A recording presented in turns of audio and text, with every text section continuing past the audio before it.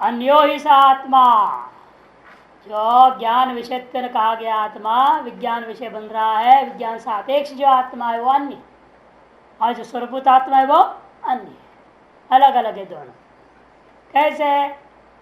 क्योंकि बुद्धियादि कार्यकरण संघात अभिमान संतान अविच्छेद लक्षण अविवेकात्मक बुद्धि व भास प्रधान चक्षुरादिकरण नित्य चित स्वरूपात्मांतसारो यत्र नित्य विज्ञानो भासते बौद्ध प्रत्यानाम आविर्भाव तिरोभाव धर्मकत्वात् तद्धर्म तैव विलक्षणोपि च भासते। ये बता ऐसे अभाषित होता है दूसरा जीव। कैसे? तो समझा रहे हैं, धर्म जो बुद्धियादि में रूपा जो कार्यकरण संघात, बुद्धियादो कार्यकरण संघात है, बुद्धियादि रूपी कार्यकरण संघात में जो जो कि क्या है ये कार्यकरण संघात? अनात्मा। उस अनात्मा में आत्मा का अभिमान का संतान, आत्माभिमान की धारा चली हुई है। कब से? अविच्छिन्न धारा है, अविच्छेद पूर्वक अनादिकाल से चली आई हुई है। इस शरीर आदि को ही हम आत्मा मान के बैठे हुए हैं। आत्माभिमान संघातों में आंतरिक का साफ करे संघात में यह आत्माभिमान संतानो, जो आत्मा रूपेण अभिमान का जो संतान है, धारा है, वह अनादि भव परंपरा प्रापिता, जो कि अनादि जन्म मृत्यु की परंपरा से प्राप्त हो रखा है। तस्य विच्छेद रूपम अनिर्वाच्यम अज्ञान लक्षण चिन्हम यस्य, उसका अविच्छेद रूपा अनिर्वाच्य अज्ञान लक्षणम, लक्षण मने चिन्हम, यस्य ऐसा अविच्छेद लक्षणों अविवेकात्मको, अविच्छेद ही है। अविच्छेद क्या है? वो अविच्छेद रूपा अनिर्वाच्य ज्ञान को ही कह दिया। अविच्छेद जो हो रखा है क्या है? ये अज्ञानी अविच्छिन्न रूप से परंपरा, जन्म मरण की परंपरा के द्वारा अविच्छेद रूपेण अनिर्वाच्य ज्ञान की धारा चली आई हुई है। वह है लक्षण मने चिन्हम यस्य, ये बहुरी समास है। लक्षण मने चिन्हम यस्य, कौन है वो? यस्य से क्या लेना? चित प्रतिबिंबस्य चिदाभासस्य स तथोक्तः, ऐसा जो है उसका नाम इतना लंबा चौड़ा एक शब्द बन गया। क्या है वो? बुद्धियादि कार्यकरण संघात मान संतान अविच्छेद लक्षणो। केवल इतना ही नहीं, वो अविवेकात्मक हो। और कैसा है? अविवेकात्मक है दूसरा वाला, जो विज्ञान अपेक्षा वाला अविवेकात्मक होता है। अविवेकात्मक का मतलब क्या? उसको समझा रहे आंधिकार, चित्तंत्रम या निर्वाच्यम ज्ञानम चैतन्यम अवच्छिद्य स्वावच्छिन्न यथास्वरूप अवभासम प्रतिबद्ध मौढ़्याध्यासेत भवति तस्माद् अविवेकात्मको जीवः इत्युच्यते।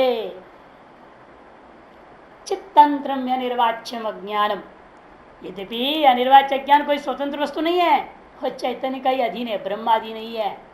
ब्रह्म वो भी कल्पित है, लेकिन बड़ी विलक्षणता यह है कि वह अज्ञान क्या कर रहा है? जिसमें रह रहा है उसी को अपने से परिचिन भी कर दिया,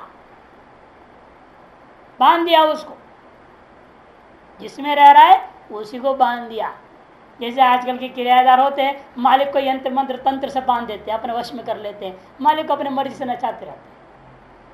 वैसे अज्ञान जो है असली मालिक चैतन्य को अपने वश में कर लिया है। चैतन्यम अवच्छिद्य स्वावच्छिन्ने यथा स्वरूप अवभासम प्रतिबद्ध, कहते क्या कर दिया? उस चैतन्य को अवच्छेद कर दिया।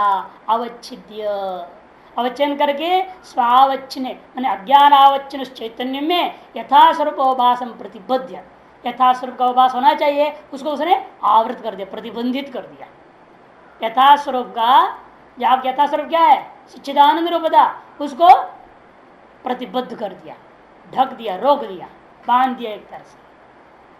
मौढ़्यादि अध्यासित होती, और मौढ़्यता मोह, शोक मोह आदि अध्यास का वो कारण हो गया है।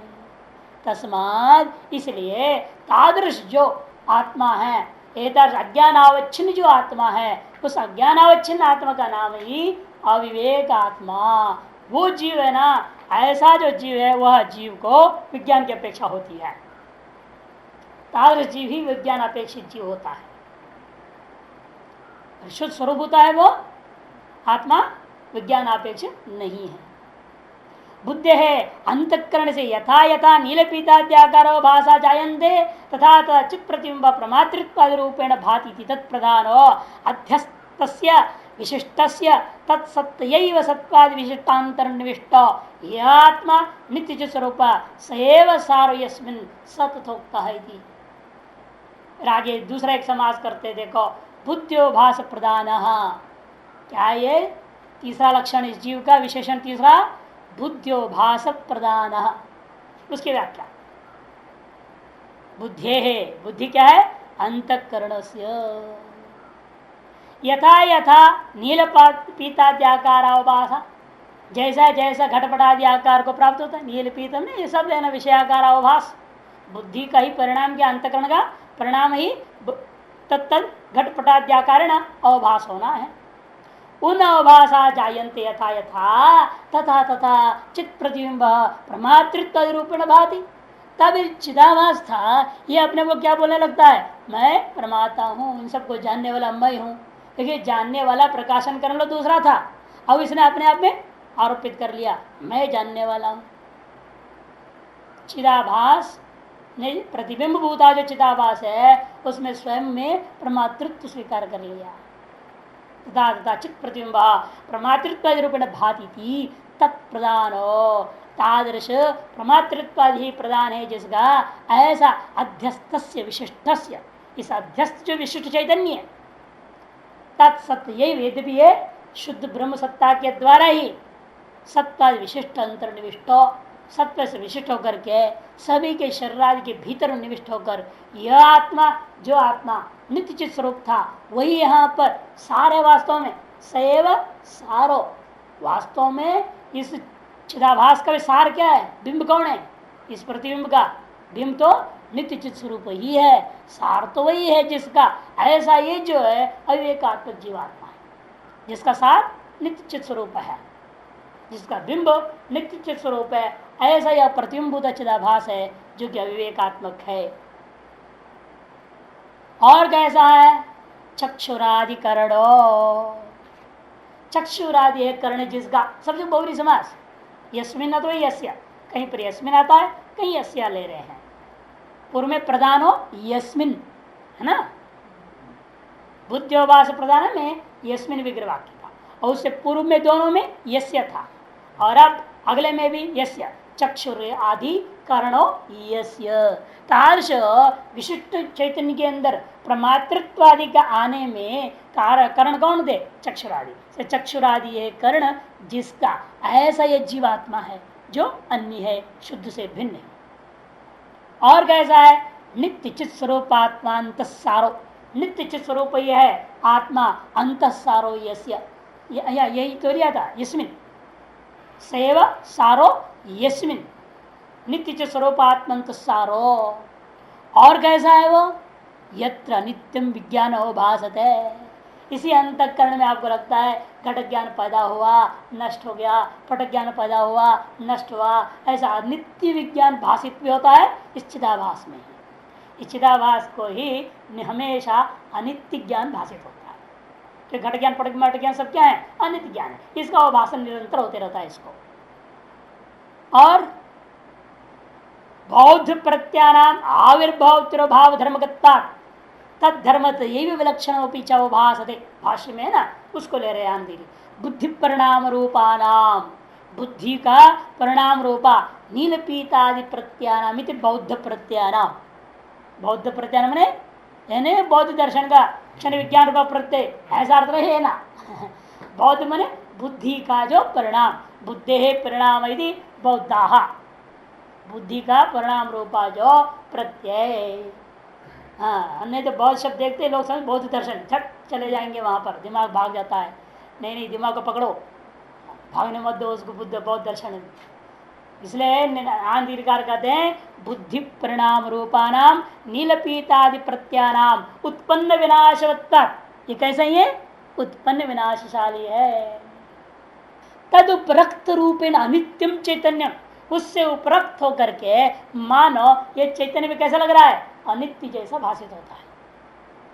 आविर्भाव तिरोभाव धर्मकत्ता ना, भाषण में था आविर्भाव तिरोभाव धर्मकत्वात्, मान उत्पन्न विनाश वत्पात् तद उपरक्त रूपेण अनित्यम चैतन्यम यत्रो भासते तद धर्मतयैव, तद धर्म मैंने अनित्यतयैव विलक्षणोपि च अभासते, विलक्षण रूपेण जो भाषित होता है सो अन्यो जीव, ऐसा जोड़ देना पूर्व के साथ। इतना विशेषणों से समझा दिया। ये जो जीव जिसको पूर्व पक्षी ने आत्मा में वे तत्वमसि इत्यादि में शंका किया था, वहां जो द्वितीयांत देख रहे हैं आत्मानम अवेत आत्मानम विदित्वा इत्यादि में ज्ञान विषय विज्ञान सापेक्ष आत्मा दिखाई दे रहा है, वह विज्ञान सापेक्ष आत्मा इस एतार स्वरूप वाले जीवात्मा को वहां उस आत्मा शब्द से ग्रहण किया गया है श्रुति में। इसलिए कहते सर्वाणी एतानी जीव विषय शहनानी, ये सारे के सारे क्या है, इस जीव का विशेषण है। क्यों इतना विशेषण दे रहे हो भाई, कहते अन्य स्फुटीकरणार्थानी, उसके भेद को स्पष्ट करने के, शुद्ध से इस मलिन का भेद को स्थापित करने के लिए इतने विशेषणों से समझा है। पहला विशेषण था अनात्मा में आत्मा का जो बुद्धि हो रखी है, इसे कारणीभूत अविद्या की संतान अविच्छिन्न जो धारा अज्ञान का है, तार्श अज्ञान विशिष्ट होने से अविवेकात्मक है। वह है लक्षण मान चिन्ह यस्य प्रतिबिंबस्य, ऐसा वो प्रतिबिंबूता चैतन्य को जीव कहते हैं जो शुद्ध से भिन्न है। दूसरा वह अविवेकात्मक है, मैंने क्योंकि अज्ञान अवच्छिन्न होता हुआ अज्ञान से अपने आप का भेद को सिद्ध नहीं कर पाता है। उसी प्रकार से घटावच्छिन्न आकाश है, आप व्यवहार करते कि हम घटाकाश को ला रहे हैं, लेकिन घटाकाश को कैसे ला सकते हो, घट को ला सकते हो, घटाकाश को तो कोई ला नहीं सकता। क्या आकाश को लाया जा सकता है क्या है? आकाश को उधर से इधर ले जाओ, इधर से उधर ले जाओ, नहीं हो सकता है। लेकिन फिर भी अब क्या व्यवहार करते हो, मैं घटाकाश को ला रहा हूं। उसी प्रकार यहाँ पर भी अज्ञान अवच्छिन्न चेतन का जन्म मरणाधिकार हो जाता है, जबकि वह चैतन्य नाम जन्म मरण वाला है ही नहीं। बुद्धिभास प्रदान चक्षुराधिकरण ये भी थे विशेषण। चित्त नित्य चित स्वरूपात्मा अंतसारो यत्र नित्य विज्ञान भासते, यह चौथा विशेषण। पांचवा बौद्ध प्रत्यावृत्ति भाव धर्मगत्वात्। इस प्रकार से इन पांच विशेषणों के द्वारा यह अन्य जीवत्व को सिद्ध कर दिया है। न केवल अनित्यत्व विशिष्टोपाधि रूढ़तया विज्ञानस्य, केवल इस विज्ञान के अंदर विशिष्ट उपाधि पर आरूढ़ होने से अनित्यत्व आ गया, इतना ही नहीं बल्कि और भी गड़बड़ियां हो गई। क्या? तद्धर्मतयैव भासते, किंतु इन उपाधि के धर्म से विशिष्ट होकर के भाषित होने लग गया। क्या है वो? मनुष्य हम बोलने लग गया, आत्मा अहम ब्रह्म बोलना भूल गया। आओ भूल ही गया, अनादि काल से भूल गया है अहम ब्रह्मास्मि। इसलिए बोलने पर भी वो दिमाग में फिट नहीं बैठता है ना। बोलते तो हैं, सभी सुनते हैं, सुनाते हैं, लेकिन दिमाग में क्या है फिर भी 24 घंटा हम देवदत्तोस्मि, हम मनुष्योस्मि, हम ब्राह्मणोस्मि इत्यादि का अहंकार निरूढ़ होकर बैठा हुआ है। ऐसा इसका जड़ है, ऊर्ध्व मूल अधः शाखा है ना। हम लोग मूल सोच रहे नीचे उखाड़ो जाए, लेकिन उखाड़ो कहाँ, वो तो ऊपर कहीं लटका हुआ है उसका मूल। ब्रह्मलोक तक चला गया है, उसका जड़ प्रजापति के पेट में बैठा हुआ है। जिसके स्वप्न में बेचारे बच्चे हम लोग परेशान हैं, कैसे उसको उखाड़ेंगे। ये निरूढ़ हो गया। मनुष्य हम जाना प्रति शरीरम विलक्षण भी चैतन्य हो भासते विशिष्ट भेदादिति, और प्रति शरीर एक से दूसरा विलक्षण होकर के चैतन्य भाषित होते रहता है। यह विशिष्टता का, विशिष्ट उपाधि का भेद के वजह से। परमार्थ की दृश्य फिर प्रश्न उठेगा, फिर परमार्थ किस प्रकार का आत्मा? यस विशिष्ट धर्मता भाषते, जिसके अंदर विशिष्ट धर्मता भाषित होता है, तत्र तब भाष्कर कहते हैं अंतःकरणस्य मनसोपि मनोयत। मंत्र कैसा बोले? पहले ज्ञानेन्द्रिय चक्षु था, और वागेन्द्रिदा, वाचो हो वाचम, है ना, चक्षुष चक्षु हो वाचो हो वाचम कहा था, वो दोनों को ले लिया, चक्षुराधिकरण होकर के खत्म कर दिया। और अब मनसोपि मनो अंतर्गत सर्वांतर श्रुदय है, और मन का भी मन है। क्यों? अंतःकरण जो मन है, इस मन का भी वह आत्मा मन है कर दिया। मतलब क्या? अंतर्गत, सर्वांतर्गत होने से कर दिया। सर्वांतर्गत है, सर्वांतर्गत कैसे पता चला? सर्वांतर श्रुत है, सर्वांतर्यामी श्रुति है, अंतर्यामी ब्राह्मण है बृहदारण्यक उपनिषद में, जिसे साफ कहा है वो। तो इसलिए उस श्रुति के आधार पर यहां कह दे रहे आत्मा ते सर्वांतरा, शेष आत्मा ते सर्वांतर करके वशिष्ठ चाक्रायण व्याज्ञल का जवाब में कहता है वही है आत्मा है, जो तुम्हारी आत्मा है वही सर्वांतर है, इसे कह देता है याज्ञवल्क्य का उपदेश। उसी को ले रहे यहाँ सर्वांतर श्रुते है। 3 नंबर टिप्पण है, एष आत्मा सर्वांतर श्रुतिरित्यर्थः, एष आत्मा सर्वांतर ही अंतर्यामी श्रुति का बृहदारण्यक उपनिषद का है। ये 2य अध्याय में आता है विचार। अंतर्गतेना, उसी की व्याख्या करते हैं। अंतर्गत का मतलब क्या? भाष्यकार उसको स्वयं अपनी वचन को विस्तार से समझा रहे। देखो, अंतर्गतेना नित्य विज्ञान स्वरूपेण। अंतर्गत क्या है? वो मन के भीतर छिपा हुआ बैठा है, तो इतना बहुत छोटा सा होगा, कोई मन ही छोटा है, उसके अंदर जो रहेगा कैसा होगा? वो छोटा होगा ना। अरे जो जैसा डिब्बा होगा, डिब्बे के भीतर उससे तो छोटा ही होगा, उससे बड़ा थोड़ा हो जाएगा। इतने नहीं 1 हाथ के लोग 9 हाथ का बीज जैसे कहानी बन जाए है। 1 हाथ की लौकी में 9 हाथ का बीज जैसे कहानी थोड़ा हो सकता है। बीज कहाँ रहेगा? फिर लौकी से बाहर हो जाएगा, ऐसे तो हो नहीं सकता। तो उसी प्रकार से मन के अंतर्गत है कहानी से, वो तो आत्म ब्रह्म फिर और छोटा हो गया। कहते नहीं नहीं, ऐसा नहीं है। और तात्पर्य इसका क्या है? नित्य विज्ञान स्वरूपेण आकाशवद अप्रचलितात्मना अंतर्गर्भभूतेन, अंतर्गर्भभूतेन बाह्य बुद्ध्यात्मा तद विलक्षण अर्चिविरिव अग्नि प्रत्येर आविर्भाव तिरोभाव धर्म गैर विज्ञानाभास रूपैर अनित्य अनित्य विज्ञानात्मा सुखी दुखी लौकिक अतो अन्यो नित्य विज्ञान स्वरूपाद आत्मनः विशिष्टांतर्गतेन चित् स्वरूपेण, अंतर्गतेन विशिष्टांतर्गत जो चित् स्वरूप है कैसा है? नित्य विज्ञान स्वरूपेण। और कैसा हो? आकाशवत अप्रचलित आत्मना, आकाश के समान अप्रचलित आत्मा है। वह किसी प्रकार से क्रिया आदि से संबद्ध, उत्पत्ति विनाश आदि क्रिया से युक्त नहीं है। लेकिन क्या करें? तादात्म्य हो जाने से बाही के समान प्रतीत हो गया। बहिर्भूतम यथा निद्रया, ना दक्षिणामृत स्तोत्र में, विश्वम दर्पण दृश्यमान नगरी तुल्यम निजांतर्गतम पश्यन्नात्म बहिरीव उद्भूतम यथा निद्रया। इसलिए बाह्य जैसा हो गया। क्यों? इस उपाधि से तादात्म्य हो जाने से। जो सर्वांतर्गत था वह भी परिच्छिन्न बाह्य रूपेण प्रतीत होने लगा। और एक विशेषण बाह्य होने का पीछे अंतर्गर्भभूतेन, अंतर्गर्भभूतेन बाह्य। उसी प्रकार से है, जिस प्रकार से दृष्टांत से समझाना है तो ऐतरेयोपनिषद में जाना पड़ता है। ऐतरेयोपनिषद में क्या कहा?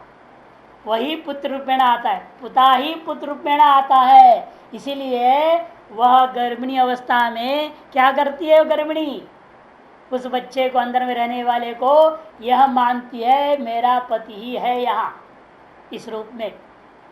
इसीलिए उसके साथ किसी भी प्रकार का अन्याय नहीं करती है, बड़ा संभालती है। उनका बीज को वो उनको ही इस रूप में धारण की हुई है ऐसा मान करके, इसे श्रुति तुम्हारा आदेश दे दिया जिंदगी भर वाले पति पत्नी से सेवा ले, लेकिन गर्भिणी जब होती है तब पत्नी की सेवा पति करना चाहिए। ऐतरेयोपनिषद में आया था कि सा भावयित्री शब्दावली प्रयोग हुआ है ऐतरेयोपनिषद में। उस समय ये भावना करती है कि मेरा पति ही मुझ में इस रूप से समाहित है, इसलिए उस तरह से संभालती है। तत्पति क्या है? यह मन अपने अंदर में आया हुआ चैतन्य को उसी प्रकार से समझ करके धारण करता है। इसलिए दृष्टांत दे दिया, अंतर्गर्भभूतेन अप्रचलितात्मना अंतर्गर्भूतेन बाह्यो तादात्म्यात् बाह्य ज्ञानात्मा भी बुद्धि विशिष्ट आत्मा भुगतो। इसलिए जो अनात्मा थे ये सब चैतन्य से तादात्म्यापन हो गए हैं, इसीलिए अनात्मा होता हो भी इसको आत्मा मान लिया गया है। बुद्धि विशिष्ट आत्मा भुगतो तद्विलक्षणो अर्चिविराव अग्नि प्रत्येर आविर्भाव तिरुभाव धर्म कैर विज्ञान आभास रूप ही। बुद्धियात्मा माने बुद्धि विशिष्ट आत्मा, बुद्धि विशिष्ट आत्मा, बुद्धि विशिष्ट चैतन्य, उसी को आत्मा मान लिया। कौन? लौकिक ही, आम आदमी के द्वारा ऐसा मान लिया गया है। और शुद्ध आत्मा कैसा? लेकिन तद विलक्षण हो, उससे विलक्षण है। उसी प्रकार जिस प्रकार से अर्चिर्विव अग्नि ही, जैसे अग्नि क्या है? अर्चियों से विलक्षण। वो जो लौ है धक धक धक जल रहा है, लहर जैसे उठ रहे हैं, वो क्या है? वो उत्पन्न विनाशाली लगातार। क्या वो अग्नि है क्या? यदि वो अग्नि होते तो क्या कहोगे? वो उत्पन्न विनाश हो रहा, अग्नि उत्पन्न विनाश नाश हो रहा है, लगातार कहाँ चल रहा है फिर? इसलिए आपको कहना पड़ेगा आधारभूत जो अग्नि है उन लोगों से भिन्न है। इसी पर ये जो अनित्य प्रत्यय आविर्भाव तिरोभाव धर्म गई, आविर्भाव और तिरोभाव भी धर्म वाले इन प्रत्ययों की अपेक्षा से विलक्षण हो, विलक्षण है शुद्ध ब्रह्म, विज्ञानाभास रूप ही। ये विज्ञान नहीं है, ये सब विज्ञानाभास, अनित्य अनित्य विज्ञान आत्मा सुखी दुखी अभ्युगत। इन अनित्यों के द्वारा यह सुख लौकिक पुरुष क्या करता है? अनित्य विज्ञान वाला आत्मा है, सुखी है, दुखी है इत्यादि मान लेते हैं। ये तो नैयायिकों ने किया। नैयायिकों ने क्या कहा? जीव का ज्ञान अनित्य है, अनित्य ज्ञानवान। जीव और ईश्वर में क्या भेद किया उन्होंने? ईश्वर कैसा है? नित्य इच्छा, नित्य ज्ञान, नित्य प्रयत्न वाला है। ये तो कहा। इसे अनित्य ज्ञानवान, अनित्य ज्ञानाधिकरण आत्मा जैसा लौकिक कहता है वैसे नैयायिक भी मानता है। अनित्य ज्ञानाधिकरण आत्मा, सुखाधिकरण आत्मा, दुखाधिकरण आत्मा, इस सुख दुख सब उसके आत्मा का गुण माना उसने। यह कौन कहता है? लौकिक अभिभगतो अतो अन्यो नित्य विज्ञान स्वरूपात्मना। इसलिए नित्य विज्ञान स्वरूप आत्मा से ये जो आत्मा लौकिकों की तरह स्वीकृत आत्मा है, ये आत्मा जो जीव है वो अन्य है। इस तरह से अन्यो जीव ये सिद्ध हो गया। ठीक, वह जो अन्य जीव सिद्ध हुआ है, जो लौकिकों के द्वारा स्वीकृत, अनेक दार्शनों के द्वारा भी स्वीकृत है, वह अन्य जो जीव है वह जीव ही तत्र ही विज्ञानापेक्षा, वहीं पर विज्ञान की अपेक्षा होती है। विपरीत ज्ञान तुंचुपदिते, और वहीं पर विपरीत ज्ञान भी होता है। अहम आत्मानम न जानामि, आत्मानम जिज्ञासा, आत्म संबंधी जिज्ञासा, आत्मनो जिज्ञासा भवति, आत्म संबंधी जिज्ञासा है, आत्म विषय का जिज्ञासा है करके ज्ञान का, ज्ञान संबंधी इच्छा का भी विषय आत्मा बना दिया उसने, और सूत्र भी बना लिया। अतः तो ब्रह्म जिज्ञासा सूत्र बन गया। ये सब अज्ञानियों का खेल है। हाँ, अतः तो ब्रह्म जिज्ञासा भी अज्ञान काल का ये मामला है।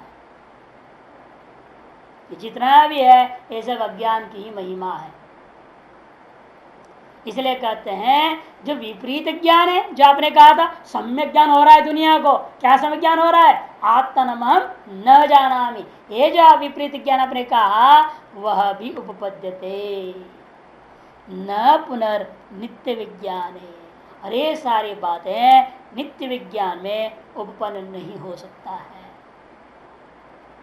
तब पूर्व पक्षी कहते ठीक है, प्रत्यक्ष विरोध का आपने इस तरह से परिहार तो कर दिया, प्रत्यक्ष विरोध का परिहार हो गया, लेकिन श्रुति विरोध का परिहार कहाँ हुआ? इसे तत्वमसि बोधोपदेश नोपपदिते, फिर तो नित्य विज्ञान स्वरूप आत्मा है, फिर वह तत्व से उपदेश की जरूरत क्या है? उपदेश व्यर्थ है। इतना ही नहीं, आत्मनमेव वेद इत्यम आदि च नित्य बोधात्मकत्वात्, आत्मनमेव इत्यादि जो वाक्य ये भी व्यर्थ है। जो नित्य बोध आत्मा है उस आत्मा को उसने जान लिया। अरे आत्मा को जान लिया, कैसे जान लेगा वो? जो नित्य विज्ञान है, नित्य प्राप्त ही है, उसको जाना क्या जिसका पहले नहीं जानता था और अब जान लिया। यदि पहले न जानता तो कब जान रहा है, फिर नित्य विज्ञान नहीं है वो। एक तरफ कहते नित्य विज्ञान है और दूसरा करो आत्मा को जान लिया, विरोध है। ये श्रुति विरोध अभी तक तो परिहार नहीं हुआ। नहीं आदित्य अन्य न प्रकाशित, जैसे सूर्य है वो दूसरी सूर्य से प्रकाशित होगा क्या? इस तरह से नित्य विज्ञान जो आत्मा है उसको किसी दूसरे से प्रकाशित करके कैसे कोई कह रहा है मैंने उस आत्मा को जान लिया? आत्मा को जान लिया, घट को जान लिया का मतलब क्या? आपने घट को जानने के लिए दूसरे प्रकाश की अपेक्षा करी है, ज्ञान की अपेक्षा किया। दूसरे आत्मा को भी इस तरह से आपने जान लिया है, तो निश्चित रूप में यह भी किसी अन्य ज्ञान का अपेक्षा कर रहा है, यह आपत्ति होगी। ऐसा तो देखने को मिलता नहीं, क्योंकि आदित्य ने नहीं प्रकाशित है। अतः तदर्थ बोधोपदेश कहा, इसलिए तार्श नित्य विज्ञान आत्मा का बोध कराने के लिए जो उपदेश देते हैं दुनिया में, यह झूठा है, अनर्थक है, व्यर्थ ही है। इति चेत न पदाध्यारोप अपवादाभ्याम निष्प्रपंचन प्रपंच, ये सारा उपदेश केवल अध्यारोप का अपवाद करने के लिए है। जिसको रज्जु में सर्प दिखाई देगा उसी को तो हम समझाएंगे, अरे भाई ये सर्प नहीं है, ये रज्जु है। जिसको नहीं दिख रहा है उसको क्यों उपदेश देने जाएंगे? सर्प नहीं है, देना जरूरत है कि उपदेश उसको? जिसको दिखाई दे रहा है उसी को उपदेश है। जिसको ये जगत दिखता है उसको उपदेश देना पड़ता है। नेदम एदम उपास, अरे भाई इस इदम जगत को ब्रह्म मत समझो, ये ब्रह्म नहीं है। इसका अधिष्ठान जो ब्रह्म है, जिसकी कल्पना का जो है वो ब्रह्म है, ये सत्य नहीं है, यह निश्चय करना है। लोक अध्यारोप अपोहार्थत्वात्, लोकों के लोक के द्वारा जो किया गया अध्यारोप है उस अध्यारोप को हटाने के लिए यह सारा उपदेश दिया जाता है। समस्त उपदेश केवल अपोह के लिए है, हटाने के लिए। क्या चीज हटाना है? अध्यारोप को हटाना है। अध्यारोप कैसे हुआ? अनादिकाल अज्ञान की वजह से हो गया है। अध्यारोप को हटाने का मतलब हो गया केवल अध्यारोप को दूर करने से नहीं होता, तत्संबंधी अज्ञान को नष्ट कर दोगे तो सदा के लिए अध्यारोप मिट जाएगा। लोक अध्यारोप अपहार तत्ता 13वां सूत्र है, सिद्धांत वाक्य। लोक अध्यारोप अपहार तत्ता, देखो आंधिकार बड़ा सुंदर कह रहे हैं, विशिष्ट को उपदेश देना भी व्यर्थ है, निरुपाधिक को उपदेश देना भी व्यर्थ है। विशिष्ट से निरुपाधिक से ब्रह्मण उपदेश असंभव है। क्यों विशिष्ट को उपदेश देना क्यों व्यर्थ है भाई? क्योंकि अपनी वैशिष्टता को त्यागना नहीं चाहता। आम आदमी जो है सो अपने आप को वही मानना चाहता, उसको बदलना नहीं चाहता कभी। जो विशिष्ट है अपनी वैशिष्टता को त्यागना चाहता है क्या? छोड़ना ही नहीं चाहता। मैं ये हूं, पकड़ रखा है तो वही हूं। उसको जितना भी समझा तो मैं नहीं हो, नहीं मानेगा। नशा चढ़ा हुआ है ना, जब तक नशा है कहाँ बदलेगा? वो उतरेगा है जब नशा, तब ना बदलेगा। तब उसको समझ में आएगा अरे मैं वो नहीं था, मैं कुछ और था। ये अज्ञान की जो नशा चढ़ा है तब तक ऐसा ही रहेगा, बदलेगा इतना आसानी से नहीं। इसे विशिष्ट जो जीव है ना लौकिक, इसको समझाना व्यर्थ है। और निरुपाधिक उपदेश क्या देखो, वहां उपदेश व्यर्थ है। तो दोनों के अगर उपदेश में किसके लिए उपदेश दे रहे हो आप? तब कहते हैं ठीक कहते हो आप। संभव उपदेश संभव न होने पर भी असंभव उपाधि विशिष्ट चित स्वरूप जीव पद लक्ष्य से वैशिष्ट्य द्वारेण उपदेश भविष्य।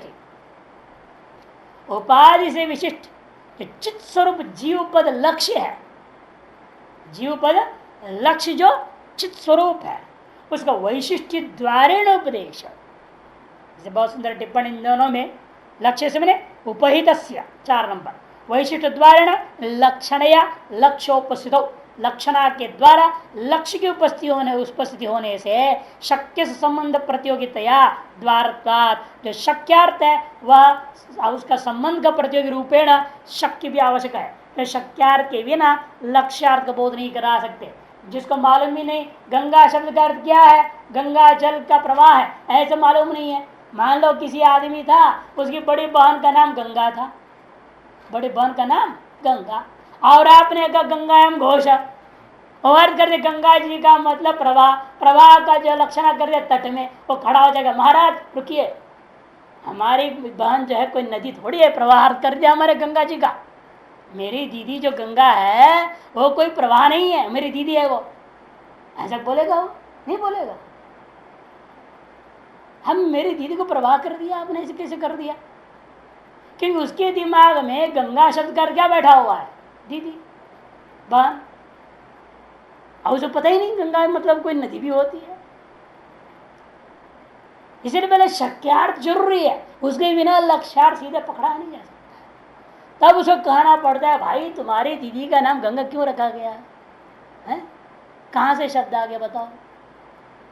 ये सब देवी देवताओं का नाम माता पिता लोग रख देते हैं बच्चों को, बताना पड़ता है ना उसको। इसी और गंगा भी कोई देवी है, वो देवी किसकी अधिष्ठात्री है? एक नदी विशेष की अधिष्ठात्री है।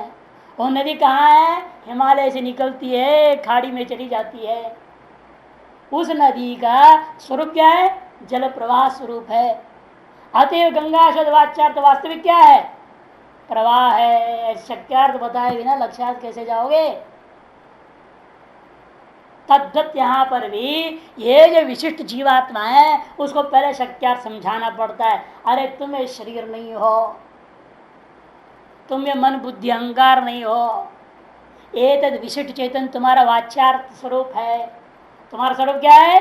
बुद्धि विशिष्ट चैतन्य है, अंतकरणावचिन चैतन्य है। पहले उसको वाच्यार्थ समझाओ, उस चैतन्य को लाओ। वाच्यार्थ में क्या लाते हैं आप? चैतन्य को लाना पड़ता है। अंतकरणावचिन्न ये तुम पद का वाच्यार्थ। और फिर ये जो चैतन्य में अंतरण रूप वैशिष्ट कहाँ से आ गया, अंतरण कहाँ से आया, ये चैतन्य कैसे विशिष्ट कर दिया, ये सब विवेचन करता उसको समझाएंगे जब, तब कहेंगे अंतकरण नाम का चीज ही नहीं गायब हो जाएगा। तो बचेगा क्या? लक्ष्यार्थ चैतन्य बच जाता है। इस प्रकार से उपदेश दे करके ऐसा वैशिष्ट जीव विशिष्ट जीव को ही उपदेश दिया जाता है, निरुपाधिक तो हो नहीं सकता। विशिष्ट को भी कैसे होगा? सीधे कह देगा तुम ब्रह्म है तो हम मानेगा ही नहीं।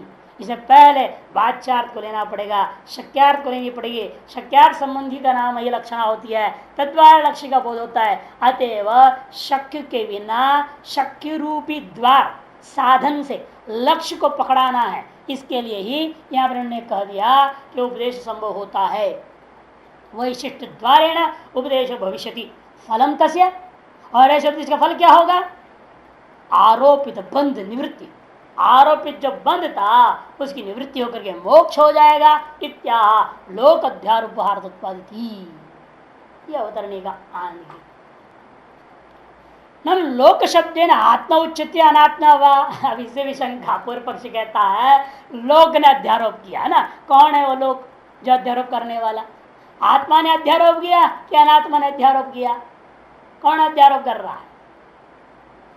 नाध्य आत्मा तो अध्यारोप नहीं कर सकता। आत्मा अधिष्ठान अध्यास कर्तृत्व संभवात, आत्मा स्वयं अधिष्ठान है सकल अध्यारोप का, इसलिए अध्यास कर्तृत्व उसमें नहीं हो सकता। चैत्र शुक्तिकायाम रजतम अध्यसति न शुक्ति कैव, शुक्तिका में रजत का अध्यास स्वयं शुक्तिका कर लेती है क्या?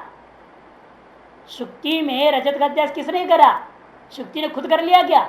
नहीं किया कि शुक्ति रूपाधिष्ठान से भिन्न कोई दूसरा, कौन? चैत्रादि। उसी प्रकार से यहाँ पर आत्मा में जो अध्यास और के प्रपंच, तो इस प्रपंच का जो अध्यास हुआ आत्मा में, वह आत्मा से भिन्न कोई दूसरा ही होगा जो इस अध्यास को किया है।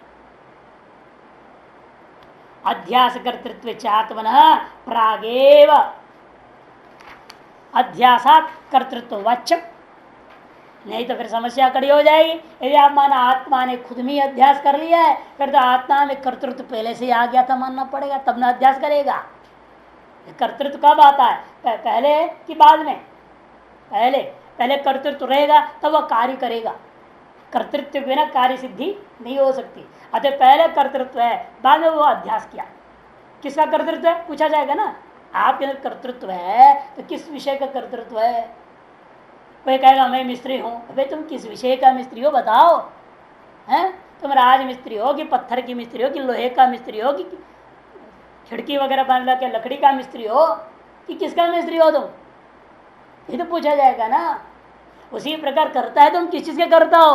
भोजन का करता हो कि अध्यास के करता हो कि किसके करता हो तुम? अतएव फिर आत्मा में पहले से कर्तृत्व मानना पड़ेगा, तब अध्यास कर्तृत्व उसके अंदर आ सकता है, विशिष्ट कर्तृत्व उसके बिना नहीं होगा, ये आपत्ति हो जाएगी।